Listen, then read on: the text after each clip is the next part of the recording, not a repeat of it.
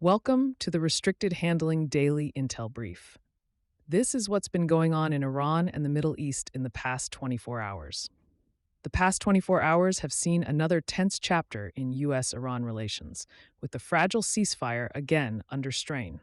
Iran has escalated its messaging and operational posture around the Strait of Hormuz, reiterating its ability to threaten commercial and strategic shipping lanes. While Tehran claims the strait is closed, the U.S. maintains that ships continue to transit safely, with over 200 commercial vessels guided through the waterway recently.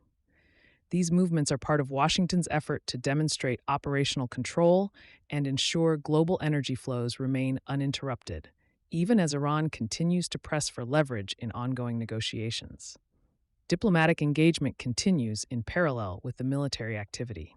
Reports indicate that U.S. and Iranian officials are actively discussing a framework for releasing frozen Iranian funds. Iran reportedly seeks $6 to $12 billion, while the U.S. prefers phased releases tied to humanitarian supplies. Tehran appears focused on securing breathing room to ease internal economic pressures without giving up strategic leverage. For Washington, the key objectives remain limiting Iran's nuclear capabilities, ensuring freedom of navigation through Hormuz, and curtailing Tehran's influence over Hezbollah in Lebanon. Iran's approach combines calibrated escalation with diplomacy. Strikes targeting U.S. bases in the region, including Bahrain, Kuwait, and Jordan, serve as signals of capability and resolve without necessarily triggering a full-scale conflict. The Iranian leadership continues to assert control over regional choke points and leverages proxy networks while seeking concessions from Washington. The timing of these actions suggests a deliberate attempt to maintain the upper hand at the negotiating table while managing escalation risks. In Lebanon, Israeli operations against Hezbollah have persisted, focusing on infrastructure and weapon caches. Israeli units have targeted key areas to limit Hezbollah's operational freedom while avoiding broader civilian impact. Meanwhile, regional allies like Jordan and Bahrain have activated defensive measures in response to Iranian ordnance, demonstrating the ripple effects of Iran's regional leverage and the delicate balance of deterrence and defense. In Iraq, Iranian-backed militias remain a point of strategic tension.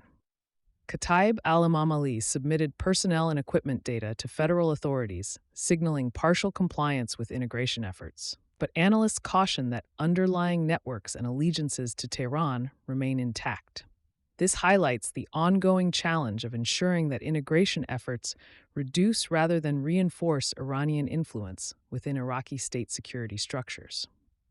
On the economic and civilian side, the war continues to have tangible impacts.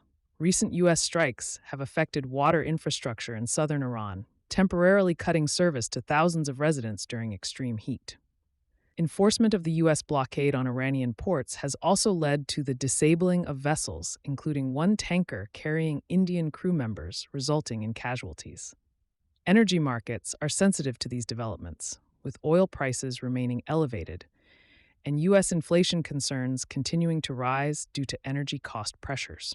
These factors are shaping both regional and domestic calculations for policymakers. Technology and innovation are playing a growing role in operational responses.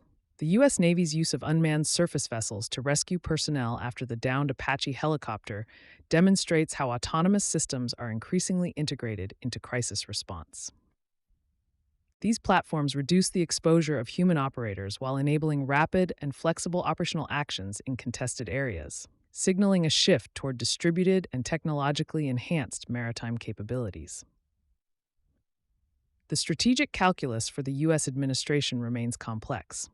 President Trump and Defense Secretary Hegseth have emphasized that military pressure is designed to create conditions for negotiation while avoiding an all-out war. Analysts suggest Tehran continues to leverage U.S. domestic political pressure, energy dependence, and regional alliances to maximize its negotiating position. Meanwhile, the interplay between strikes, maritime control, and ongoing negotiations continues to define the operational environment.